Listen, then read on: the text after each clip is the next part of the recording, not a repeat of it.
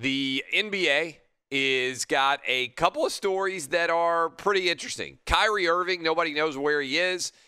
He shows up on a call on Zoom while the Brooklyn Nets are supposed to play alongside of Cynthia Nixon from Sex and the City.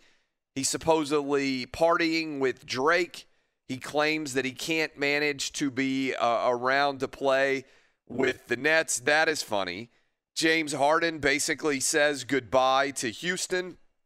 And the Houston story with James Harden is kind of funny because if you are a Houston area sports fan right now, you are dealing with James Harden, who's out of shape and effectively has no interest whatsoever in playing, and also Deshaun Watson, who is effectively letting you know with the Houston Texans that he is disgusted with the overall trajectory of the franchise there.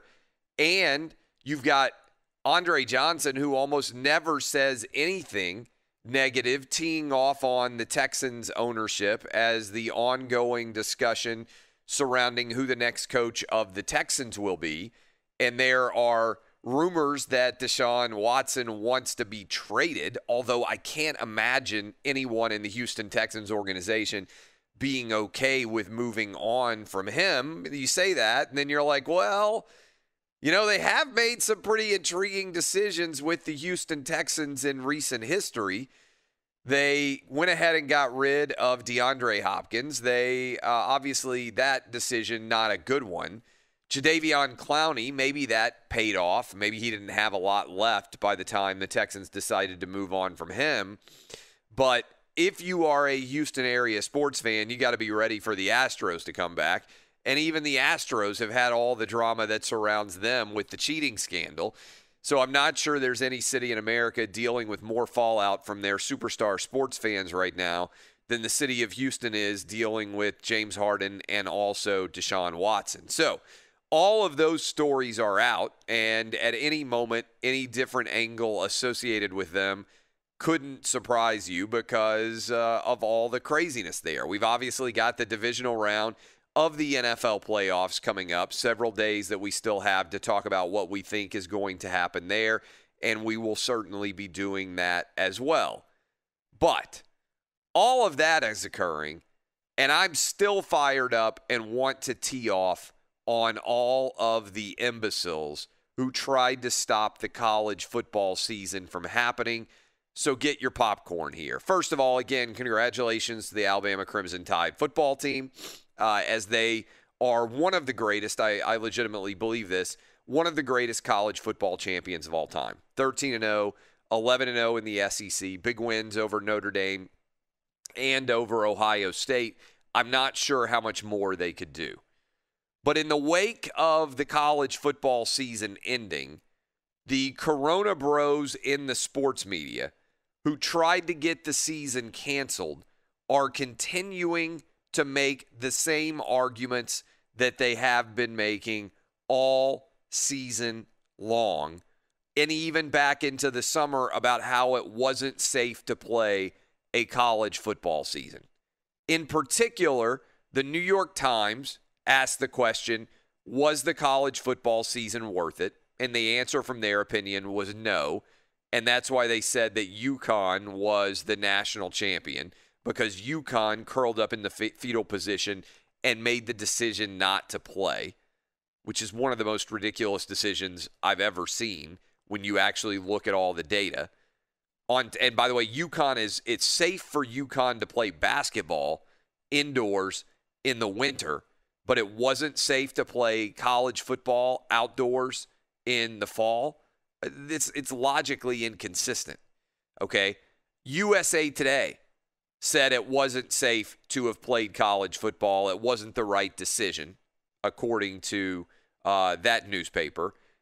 Sports Illustrated has a cover story asking the question, was it the right decision to play college football?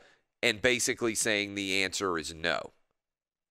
CBS Sports, and I'm really going to dive into this story here in a moment, not only pushed against the idea of playing college football, but they posted an article with an expert, in quotation marks, who guaranteed that players would die. It's an embarrassment to the entire network at CBSsports.com, what they posted. But one of the guys that I interact with a lot texted me, and I thought he did a great job answering the question, was it worth it? The college football season, was it worth it? And he said, worth it to who? Let's actually break down everybody out there who played college football, who was affiliated with college football, and answer that question on their perspective. And I said, you know what? That's a good idea. And so, was it worth it to the players to play college football? The answer is 100% yes. If you didn't think it was worth it, you were able to opt out, something that almost no one did.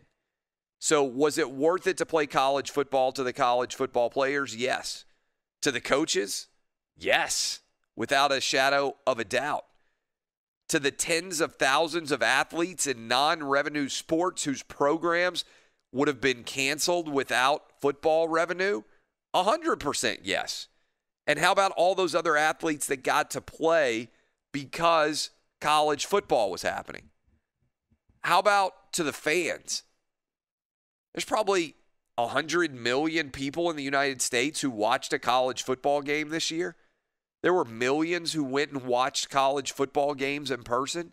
Yeah, it was worth it to the fans. And then even to the television networks, for people who try to argue cynically that it wasn't safe to play. And they said, oh, well, it's just because of all the money that they stand to make in the television networks.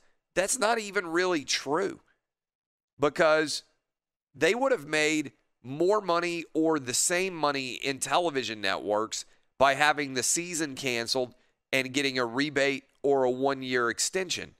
So everybody out there who was like, oh, well, the TV networks demanded that they play, in the grand scheme of things, it wasn't necessarily that important for most TV networks from a business perspective, because a lot of them push in terms of making money. They break even, or they would have gotten an extension on all of their deals because they wouldn't have gotten the content.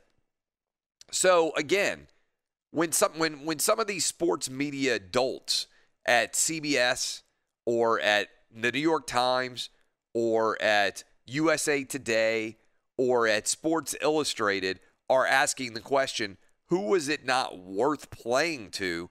The answer, almost 100%, is idiot Corona Bro sports media, who argued they didn't want college football to be played and pursued that same angle this entire time, and are just frustrated because it actually ended up taking place.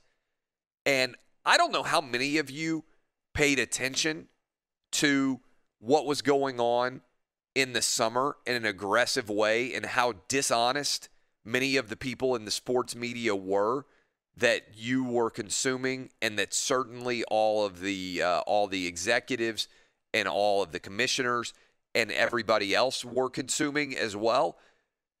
The worst article that was out there on June 30th at CBSSports.com, they published an article that's quoted from University of Illinois computer science professor Sheldon Jacobson.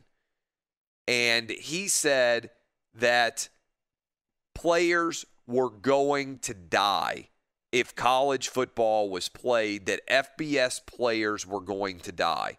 I guarantee someone is going to die. Think about that quote, by the way. I guarantee someone is going to die. Like he was Joe Namath back in the day, guaranteeing a win in the Super Bowl. This idiot expert who was given a platform by CBSSports.com said, I guarantee someone is going to die. And not only did he guarantee someone was going to die, he said that FBS level football would see 3 to 7 deaths from players from COVID. A few of them could end up in the hospital, and you'll have a small number who could die. I don't want to sugarcoat it for you. I just want to give you the facts.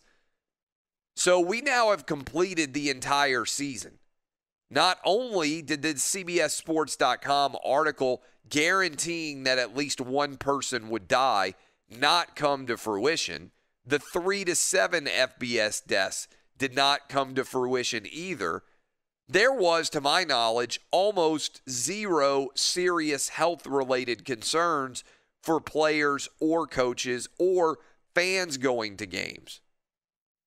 CBSSports.com should be embarrassed. They should apologize to their audience for the article that they ran. And some of you may say, well, why do you care?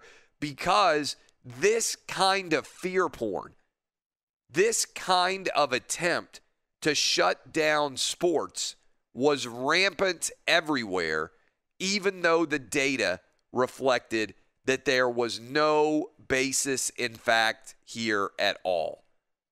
We had months of data. I told you on this show that high school and college age kids were under more danger of death from the seasonal flu than they were from COVID. And it was like the facts didn't matter at all. And these kind of articles are why the Big Ten canceled. They're why the Pac-12 canceled. They're why the MAC canceled. And they're why the Mountain West canceled. And if shows like this one hadn't been punching back against basic lies that were being shared by people who wanted to panic, we would have ended up with no college football season at all and no college athletics at all either. Articles like these guaranteeing deaths were and are shameful.